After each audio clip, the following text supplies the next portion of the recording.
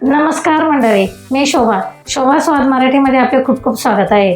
तर मंडळी, मी तुम्हाला व्हिडिओ अपलोड केला होता 15 दिवस टिकणारे वाटण, म्हणजे आपण एक थेंबही पाणी न वापरता वाटण बनवले होते.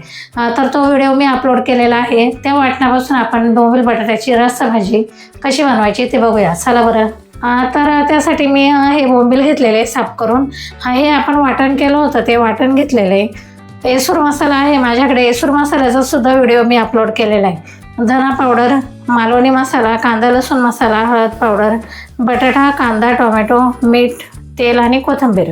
मी एक कांदा चिरून घेतलेला आहे फोडणीला, एक टोमॅटो चिरून घेतला, हे बोंबीला छान साफ करून घेतलेले आणि बटाटा चिरून घेतला.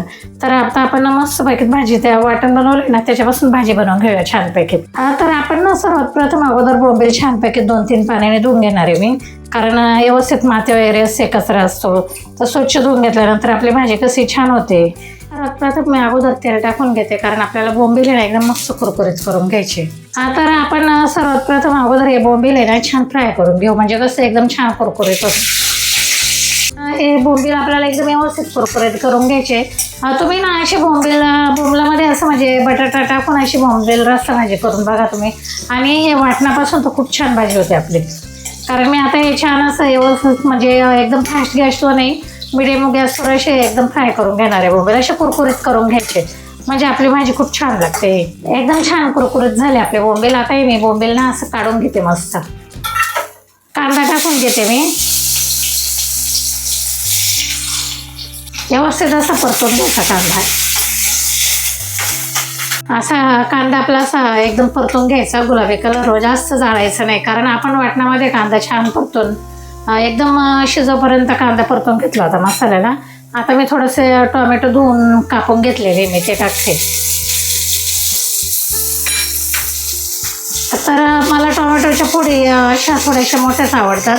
तुम्हाला पाहिजे तर तुम्ही छोट्या करू शकतात. तर मी जो मसाला वाटून घेतला होता ना तुम्हाला दाखवते बघा. हा वाटणाचा मसाला आपण बनवला होता, तो व्हिडिओ अपलोड केलेला आहे मी. तो मसाला मी आता टाकून देते.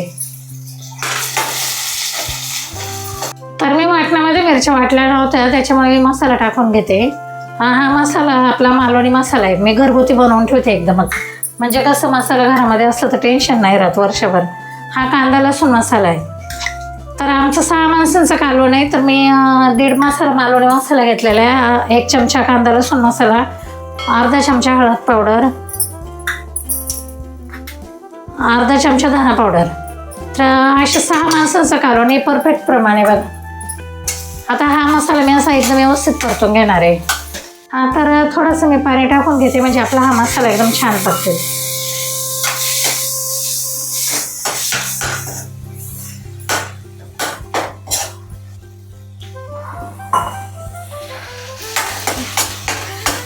असं व्यवस्थित परतून घ्यायचा. हा मसाला छान परतला ना भाजी छान होते आपली. आता मी बटाटा परतून घेणार आहे याच्यामध्ये मसाल्यामध्ये, म्हणजे कसं बटाट्यात थोडंसं असं मसाला मुरला ना की भाजी छान होते. फक्त मसाला मी परतायला टाकलाय, पण इतका सुंदर सुगंध सुटलाय ना घरामध्ये, खरोखर एकदम छान वाटतं. असा सुगंध घरभर पसरला ना की सर्वजण विचारतात मग मी काय भाजी बनवते. मग आपल्याला सांगायला पण बरं वाटतं, आणि मुलं पण आवडीने खातात भाज्या. मग तर मी आता हे छान असं थोडंसं 2 मिनटं वाफ देऊन घेणार आहे. हे बघा तेल किती छान सुटलंय आपलं. असं छान परतून घ्यायचं आपलं बटाटा आणि मसाला, म्हणजे बटाटा व्यवस्थित शिजतो. तर मी आता त्याच्यामध्ये आपण तळून घेतले होते ना बोंबील, ते टाकून घेते. खूप सुंदर भाजी होते. असे बटाटे कुरकुरीत वगैरे छान, म्हणजे असं भाजी इतकी सुंदर होते ना, असं एकदम म्हणजे जिथे 1 भाकर खायची ना तिथे आपण 2 भाकरी तसंच खाणार. अशा पद्धतीने व्यवस्थित करायची भाजी.